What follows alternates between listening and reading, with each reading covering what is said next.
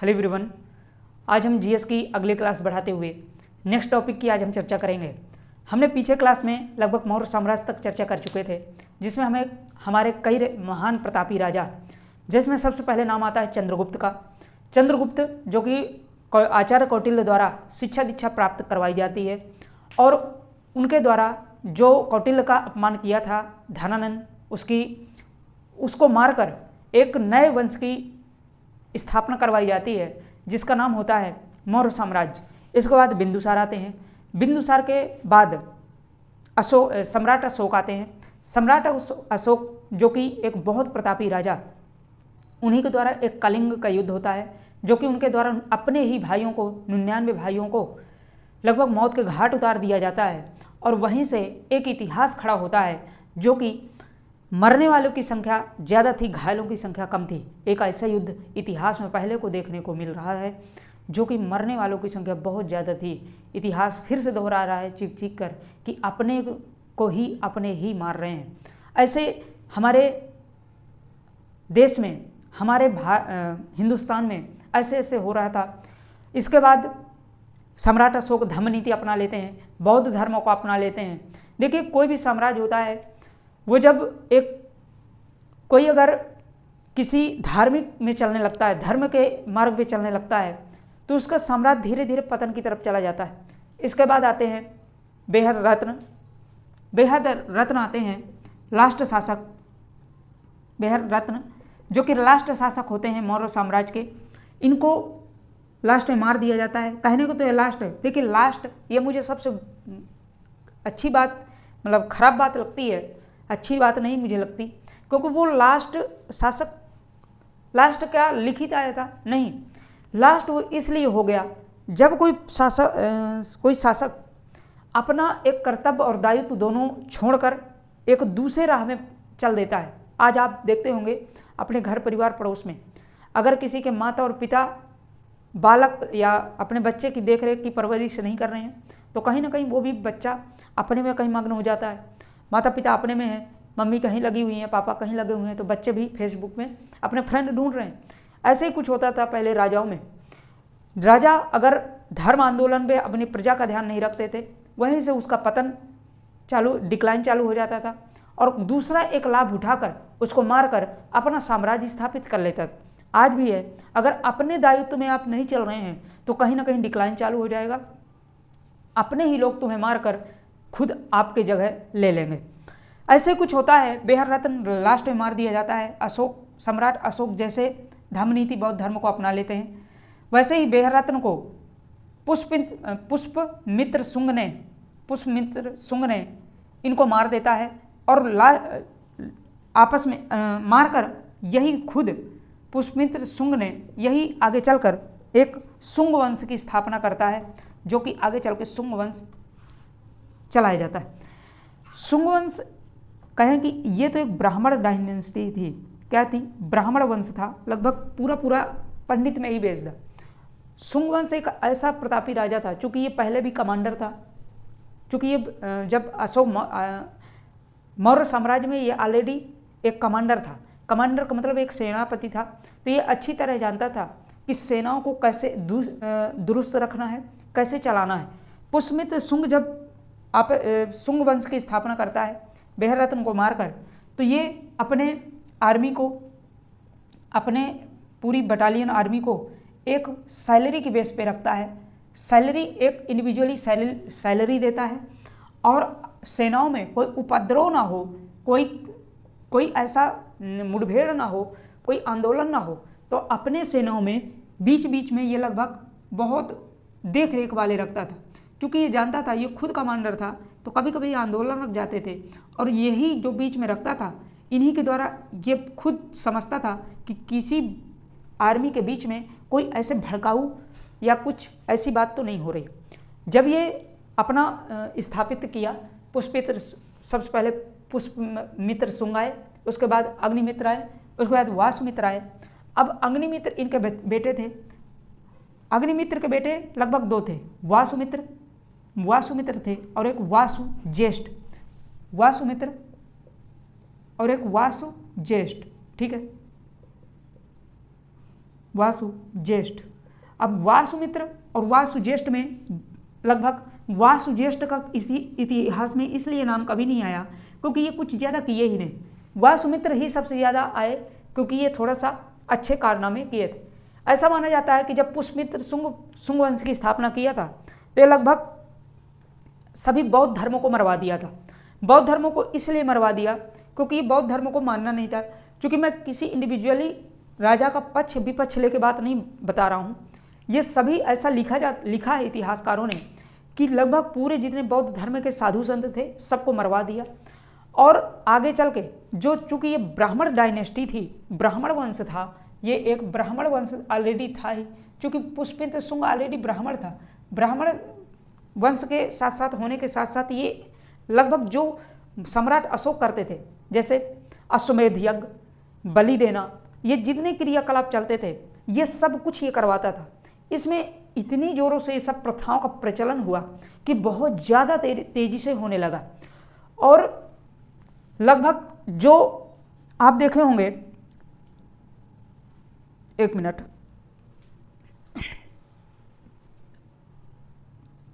थोड़ा सा गले में पता नहीं क्या हो गया है, आज मौसम भी चल रहा है आजकल, चूँकि खराश टाइप में, बस यही कभी कभी हो जाता है। ठीक, तो देखिए जब पुष्यमित्र शुंग जब स्थापित किए तो सम्राट अशोक जो सांची का स्तूप बनवाए थे, सांची का जो स्तूप बना हुआ है मध्य प्रदेश में, इसकी मरम्मत लगभग ये करवाए थे।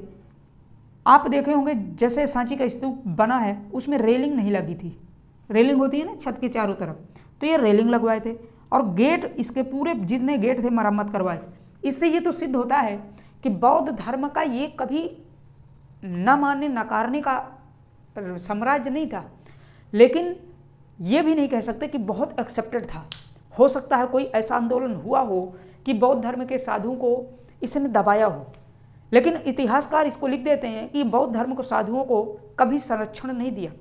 ठीक है, आगे चल के ये ज़्यादा कोई कार्य किया हुआ नहीं है, इसीलिए इसके ज़्यादा कोई काम नहीं होते।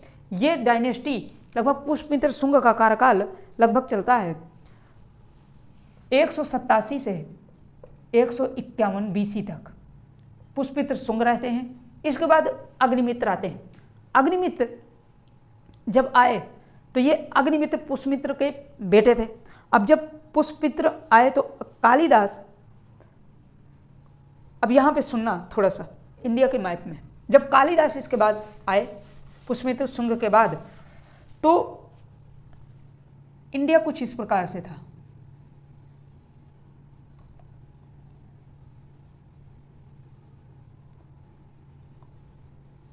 कुछ इस प्रकार से था। पुष्यमित्र शुंग लगभग,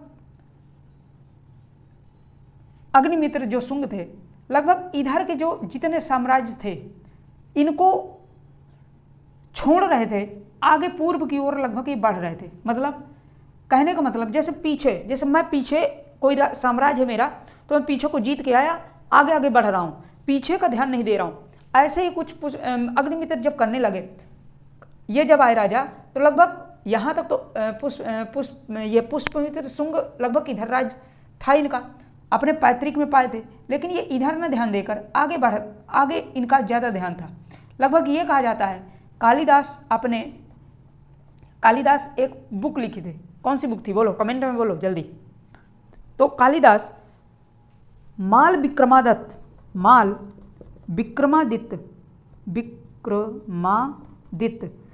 अपने पुस्तक माल विक्रमादित्य में कालिदास ये लिखते हैं कि ये हमेशा पूर्व की ओर बढ़ते गए, लेकिन पूर्व के साथ बढ़ते तो गए, काफ़ी साम्राज्य अपना स्थापित किया, पीछे की तरफ इन्होंने ध्यान कम दिया है। इसी पीछे की तरफ कम ध्यान दिया, लेकिन इन्होंने जो अग्निमित्र थे ये लगभग साधु संतों का और जो बौद्ध धर्म जैन धर्म थे इनका लगभग विशेष ध्यान दिया। इसीलिए कालिदास अपने विक्रमादित्य पुस्तक में इसको अपना हीरो या कहें हीरो बताया है। ठीक है, इसको आप मेरे साथ नोट करते जाइएगा, हीरो कहा है। ठीक है, हाँ, अब आगे चल के आते हैं। अग्निमित्र कोई ज़्यादा काम किए नहीं। आगे चल के आते हैं वासुमित्र, जो कि इनके बेटे थे अग्निमित्र के, वासुमित्र और वासुज्येष्ठ। वासुमित्र भी लगभग ज़्यादा कोई काम किए नहीं। वासुमित्र लगभग ज़्यादा कार्यकाल इनका नहीं रहा। अग्निमित्र का इसी में कार्यकाल जाता है। अग्निमित्र लगभग 149 से 141 तक इनका बीसी में कार्यकाल इनका जाता है। ठीक है, तो लगभग ये कहें कि इनका पुष्यमित्र जो का कार्यकाल था लगभग 36 साल लगभग ये राज्य किए थे। ये भी लगभग 9 से 10 साल लगभग ये राज्य किए थे। और वासुमित्र इसके बाद आते हैं। बीच में और कई राजा आते हैं छोटे छोटे। इसके बाद देवभूति आते हैं। देवभूति जो कि लास्ट शासक था, इसमें लास्ट फिर यही बात आ गई, लास्ट इसमें लास्ट कोई नहीं था। इसमें फिर देवभूति जब थोड़ा बहुत अपने में राज्य को ठीक ठाक से नहीं चलाते, आगे कोई देख रेख नहीं करते, प्रजा भी इससे परेशान होने लगती है, थोड़ा सा ये लापरवाही जैसे काम भी करने लगते हैं। तो आगे चल के इन्हीं का एक कमांडर था, ये भी कमांडर जिसका नाम था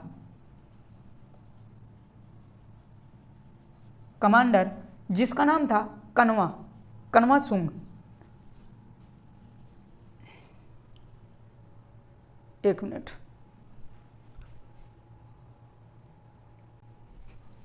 इनका एक कमांडर था जो कि नाम था वासुदेव कण्वा।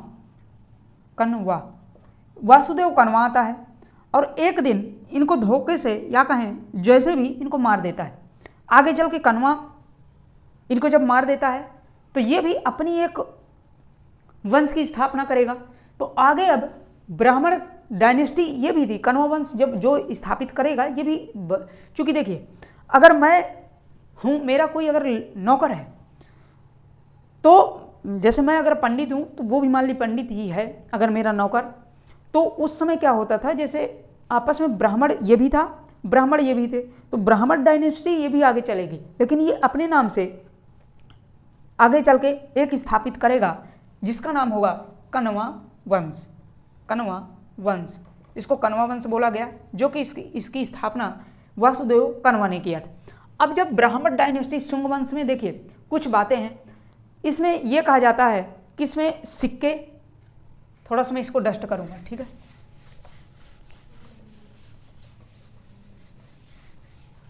जो इसमें सिक्के चलते थे वो लगभग ब्रांस के चलते थे, ब्रांस के। देखिए कोई ज़्यादा शुंग वंश में कोई ऐसा राजा हुआ ही नहीं प्रतापी कि बहुत ज़्यादा कोई प्रतापी रहा हो, सब नॉर्मल थे लगभग। तो इसमें कोई ज़्यादा क्वेश्चन बनते नहीं, जो बनते हैं मैं उसको करवाई दे रहा हूँ, ठीक है। सिक्के तो ब्रांस के सिक्के चलते थे। चूँकि आप जब इसके सिक्के देखोगे ना, अब यहाँ पे डिजिटल है नहीं, मैं आपको दिखाता तो देखिए इधर कुछ ऐसे बना हुआ है, यहाँ पे इसको क्या कहेंगे, स्वास्तिक। और यहाँ पे कुछ हाथी का चित्र बना हुआ है, इधर कुछ हाथी का चित्र है और इधर कुछ स्वास्तिक का चित्र है। आप स्वास्तिक जानते होंगे, पंडित जी खूब बनाते हैं इसको, स्वास्तिक का चित्र। तो हाथी और स्वास्तिक के चित्र जब बने हुए हैं, इसका मतलब कि ये जो वंश था लगभग शुंग वंश जो था काफ़ी अच्छा, लगभग पैसों से भी अच्छा था, खाने पीने से भी अच्छा था, कोई इसमें कमी नहीं थी। लगभग ये पूर्ण रूप से भरपूर अच्छी तरह इसको देखिए। किसी की अगर सभ्यता पहचाननी है ना, जैसे देखिए आज की सभ्यता जैसे आपको जानना है, आज से लगभग 200 साल जब पहले बाद कोई यहाँ की सभ्यता जानेगा तो वो भी कहेगा कि लगभग कोई कमी नहीं थी। लेकिन अब आप अपने से लगभग 200 साल पीछे चले जाइए, लगभग 1930, 1920 या लगभग 1900 शताब्दी में चले जाइए, तो वहाँ की सभ्यता, एक आप वहाँ के खनन, फोटोग्राफ, वहाँ के कल्चर, लगभग सबसे आपको जानकारी मिल जाएगी कि वहाँ की सभ्यताएं कैसी थी, कैसे वहाँ के लोग जीवन यापन करते थे, कैसे वहाँ रहते थे। आज वही तो आप देख रहे हैं, किसी को थोड़ा सा फोटो मिल जाती है, कोई सच मिल जाता है, तो वहीं से आपको अनुमान लगा लेते थे कि वहाँ की इतनी अच्छी स्थिति नहीं थी। इससे यह अनुमान लगाया जाता है कि स्वास्तिक का चित्र चलता था, इधर हाथी का चित्र था। यहाँ पे कुछ आप देखेंगे जब सिक्के में, तो यहाँ पे एक तलवार जैसे कुछ इसका मतलब यहाँ योद्धा भी अच्छे खासे थे और हथियारों का प्रयोग अच्छा खासा होता था। और इधर सोने के ऐसे कुछ ग्रास, ये ब्रांस का कुछ बना हुआ है। तो यहाँ से भी ये भी पता चलता है कि यहाँ पे सिक्के बहुत अच्छी तरीके से चलते थे। पूरा लगभग एक समुदाय एक बहुत अच्छे तरीके से चल रहा था। इसी से ये पता चलता है कि बहुत अच्छा वंश था। ठीक है, इसके बाद ये लगभग लास्ट में देवभूति को मार दिया जाता है। किसके द्वारा? वासुदेव कण्वा के द्वारा इसको मारकर, और आगे चल के कण्वा वंश की स्थापना होती है। अब कण्वा वंश यहीं से आता है। कण्वा वंश, अब मैं स्टार्ट करूंगा। कण्वा वंश में कितने राजा है, कहाँ से कहाँ तक कण्वा वंश जाता है?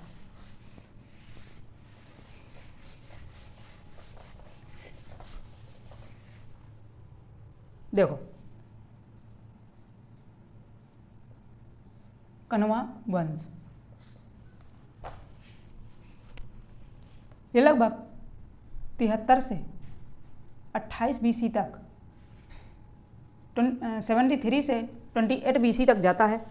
लगभग ये कण्वा वंश जाता है। कण्वा वंश में जो वासुदेव कण्वा था, वासुदेव कण्वा जो था सबसे पहले राजा हुआ, यही इसकी स्थापना किया था। ठीक है, वासुदेव कण्वा के बाद आता है भूमिमित्र,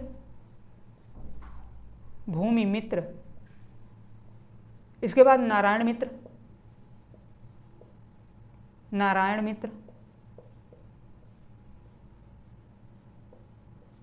मित्र, और इसके आगे जो कि सुमरमन, इसके आगे सुमरमन जो कि अंतिम इसका शासक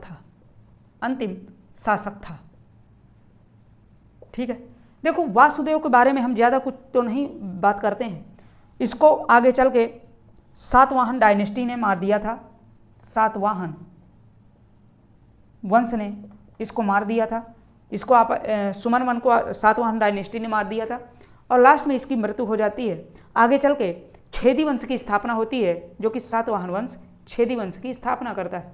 अब छेदी वंश बढ़ने से पहले देखो, कण्व वंश कोई ज़्यादा खास इसमें किया नहीं, स्थापना किया है। इसके बाद पुष्पित शुंग आया। पुष्पित शुंग भी ज़्यादा कुछ नहीं किया। वैसे इनके बारे में एक लगभग सीरीज पूछ ली जाती है कभी कभी कि क्या है वासुदेव शुंग, भूमि शुंग, नारायण मित्र, सुमर। इसका लास्ट शासक कण्व वंश का सुमरमन था। सातवाहन डायनेस्टी की शुरुआत होती है। सातवाहन इसका जो वंश था के द्वारा इसको मार दिया जाता है, और आगे चल के छेदी वंश की स्थापना होती है, जो कि सातवाहन वंश इसकी स्थापना करता है। छेदी डायनेस्टी बढ़ने से पहले अब मैं थोड़ा सा आप पढ़ेंगे हूण वंश के बारे में। हूण वंश क्या था इसको आप नोट कर लेंगे। अब मैं हूण वंश के बारे में थोड़ा सा बताऊंगा। हूण वंश जब आप पढ़ते हैं तो देखो, हूण वंश छेदी वंश जब समझ में आता है आपको, जब आप हूण वंश समझ लेते हो। ठीक है, देखो कुछ इस प्रकार से इंडिया था।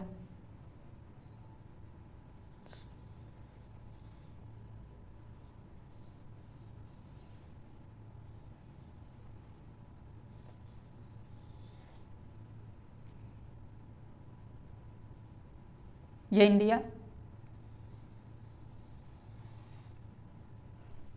यहाँ पे यूरोप था।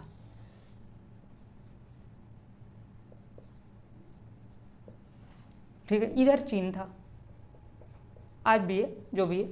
ठीक है, और यूरोप के जस्ट नीचे ये लगभग यहाँ का है फारस था। फारस समझते जाइएगा। देखो जब हूण वंश थे तो लगभग यहाँ पे कुछ हूण वंश की जातियाँ थी यहाँ पे। ठीक है, ये हूण वंश ऐसी जाति होती थी जो कि आप एक जगह कभी नहीं स्थापित हो पाई, हमेशा ही भागती रही है। जैसे आज आप देखे होंगे ना, कभी कभी देखते होंगे कि एक ऐसी प्रजाति होती है 2 दिन यहाँ रुकी, 4 दिन वहाँ रुकी, 10 दिन वहाँ रुकी, ऐसे रुकती थी। ऐसे हूण वंश के भी लोग होते थे, एक जगह कभी नहीं रुके, जाते थे तो लगभग जैसे 1-2 नहीं जाते थे, आपस में पूरा समुदाय का समुदाय वहाँ से पलायन करता था। आज यहाँ रुके, पूरा समुदाय बुरिया बिस्तर सब खटिया वटिया सब लेके, चारपाई वगैरह पूरा पूरा लेके, अपने जानवर भैंस बकरी सब लेके वहाँ चले जाते थे। ऐसे ही समुदाय था। तो यहाँ से कुछ हुण वंश था, हुण वंश कुछ इधर चाइना की तरफ बढ़ना चाहे। तो देखो, जब कोई अपना परिवार होता है, जब कोई आपस पड़ोसी होता है या डिस्ट्रिक्ट हो या देश हो, वो जानता रहता है कि ये इतना नालायक है, इसको बहुत सतर्कता की ज़रूरत है इससे। ऐसे ही चीन इसको अच्छी तरह इन जातियों को जानता था कि मेरी तरफ ये आएगा तो मैं इसको बहुत तेज खदेड़ूंगा। तो जैसे यहाँ के इधर की तरफ जाने का प्रयास किए थे, इसको खदेड़ दिए थे। मतलब खदेड़ का मतलब इनको कह दिया हमारी तरफ मत आना, नहीं हम तुम्हें पटक के मारेंगे, बस वही बात हो गई। इन्होंने क्या किया, हुण वंश पूरा पूरा समुदाय यूरोप की तरफ जाना शुरू कर दिया। इन्होंने यूरोप की तरफ जब रुख किया, यूरोप गए, यूरोप चले गए, ठीक है। अब कुछ ही तो यूरोप गए। ये ऐसे समुदाय होते थे ना कि किसी के ऊपर जाते थे तो समझ लो एक गए आज तो कहो उसके पीछे 5 आ रहे हैं अपना बोरियो बिस्तर लिए, फिर 5 तो आ गए, उसके पीछे 50 आ रहे हैं, चलो 50 आ गए, चलो ठीक है, उसके पीछे 500 आ रहे हैं। मतलब कोई राजा अगर एक को शरण देता था तो लगभग 5। ऐसे ही होता है जैसे आप ट्रेन वाला सीन कि आप कोई बैठे हैं सीट पे, कोई आ जाए, भाई साहब दे दो, ठीक है आप दे दिए, लेकिन पता चला आप सो गए, जब जगे तो उसका पैर आपके मुंह में और आप नीचे, और पता चला आपका चद्दर वद्दर लिए सब कुछ ओढ़े बैठा हुआ है, लेटा हुआ है। बस ऐसे ही सीन इनका होता था। थोड़ी सी जगह दे देते थे, ये सबको इकट्ठा, अपने दादी मामा जो भी होता था सबको लेके चले जाते। यूरोप में गए, वहाँ पे अच्छे खासे ये लोग काम किए, वहाँ पे इस्टेब्लिश हुए। जब यहाँ से ये लोग बहुत ज़्यादा तादाद में हो गए तो कुछ पारस की तरफ गए। अब पारस की तरफ जब इनका रुख हुआ, लगभग पूरे पूरे समुदाय में जाते थे। अब कुछ दिन जब हुआ, अब पारस एक ये अनुमानित किया कि यार ये हमारे यहाँ तो है नहीं, ऐसी कोई प्रजातियाँ है नहीं, ये आए कहाँ से। जब इनको पारस के राजा आपस कहने लगे कि ये बताओ अपना आधार कार्ड तो दिखाओ, तुम आए कहाँ से हो, हुण वंश के लोगों को, ठीक है। जब हुण वंश के लोग यहाँ पे वो किए तो इन्होंने अब खदेड़ना नहीं चालू किया। तो इन्होंने क्या किया, हुण वंश यहीं से अपना एक पलायन शुरू कर दिया। उसी समय यहाँ से जब शुरू किए तो हमारे इंडिया में लगभग यहाँ आने लगे, ठीक है। उस समय जब ये इंडिया आ रहे थे तो वहाँ पे कुमार गुप्त का शासक था, कुमार गुप्त वंश के शासक कुमार गुप्त का शासक था। अब कुमार गुप्त यहीं पे जब आए तो लगभग ये वृद्ध शासक थे। लगभग कुमार ऐसी जातियाँ थीं, आपको हुण वंश बता दूं, ऐसी जातियाँ थीं कि लगभग इनको कोई रोक ही नहीं पाया। कुमार गुप्त एक को रोक रहे थे, अगर एक को रोक रहे थे, चलो एक को मार के खदेड़ दिया, कल 5 आ रहे हैं, 5 को खदेड़ दिया कल 50 आ रहे हैं, 50 को खदेड़ दिया कल 500 आ रहे हैं। तो लगभग ये ऐसी प्रजातियाँ थीं जो कि इनको कभी आज तक कोई रोक ही नहीं पाया। कुमार गुप्त ने ये तक कह दिया है कि ये जाति को मैं सबसे जीता हूँ, लेकिन ये जाति के आगे मैं कभी जीत ही नहीं पाया। कभी सपोज दैट इधर से रोक रहे हैं तो इधर से घुसे चले आ रहे हैं, इधर से रोक रहे हैं तो इधर से घुसे चले आ रहे हैं। मतलब ये जाति का कोई अस्तित्व ही नहीं था। इसलिए हुण जाति ऐसी जातियाँ थी जो कि घूमने फिरने वाली जाति थी। और इसके ये कभी अपनी राजधानी नहीं बनाया। राजधानी तो तब बनाओगे ना जब तुम्हारा अस्तित्व हो, कोई एक विशेष जगह में रुको, तभी अपना वो बनाओगे। वहाँ की एक सभ्यता के समुदाय में आप बिलीव करते हो या वहाँ इस्टेब्लिश होते हो, तब तो बनाओगे। ऐसे कैसे बना लोगे। बस वही इनकी बात थी कि कभी ना तो ये एक जगह टिके, ना तो कभी राजधानी बनाया। ये थी हुण वंश की। हुण वंश जब आए तो कुमार गुप्त यहाँ के शासक थे। बस यही एक क्वेश्चन पूछता है कि सबसे पहले हुण वंश कहाँ पे थे। तो हुण वंश हमारे लगभग उत्तरी तरफ थे। वहाँ से पलायन उन्होंने यूरोप के किया, यूरोप से लगभग पारस में। पारस के बाद जब हमारे इंडिया में आए तो कुमार गुप्त का शासक चल रहा था। लेकिन कभी इन्होंने कुमार गुप्त कभी इनको रोक नहीं पाए। इसके बाद ये कभी राजधानी अपनी बनाए नहीं है। बस यही कुछ क्वेश्चन से बनते हैं। अब आती है छेदी डायनेस्टी। देखो, इसको समझाने का मतलब हुण जाति क्यों पढ़ाने के बाद मैं छेदी डायनेस्टी पढ़ाता हूँ, इसके बाद बहुत अच्छे से समझ में आता है। छेदी वंश बहुत बड़ा, एक थोड़ा सा बड़ा टॉपिक है, मैं इसको नेक्स्ट चैप्टर में पढ़ाऊँगा। आज यहीं तक मैं लगभग आज शुंग वंश पढ़ा दिया। शुंग वंश के बाद आपको कण्व वंश पढ़ाया। कण्व वंश में कितने राजा थे? लगभग 5 राजा थे। इसके बाद हूण वंश पढ़ाया। अब आगे चल के मैं छेदी डायनेस्टी पढ़ाऊँगा। छेदी डायनेस्टी जब ख़त्म होती है, यहीं से अगला वंश आता है जो कि एक बेहद महत्वपूर्ण वंश होता है आएगा, जो कि आप क्लास में रेगुलर बने रहिएगा। जब एक वंश देखिए बीच के एक अगर वंश छूट गया आपका, तो लगभग वहीं से आप खिसक जाते हो, वहीं से आप पकड़ना। इतिहास में यही तो खास बात है, अगर एक लिंक है तो चल रहे हैं, वहीं से एक छूटा तो फिर यूं यूं यूं फिस, तो यही हो जाता है। तो थोड़ा सा आप इसको आप नोट डाउन करते जाइएगा और सुना करिए, ठीक है। बाकी अब मेरा पढ़ाया हुआ समझ में आया होगा। Okay, thank you so much. शेष नेक्स्ट क्लास में करेंगे। अपना अपने परिवार वालों को ध्यान रखिए।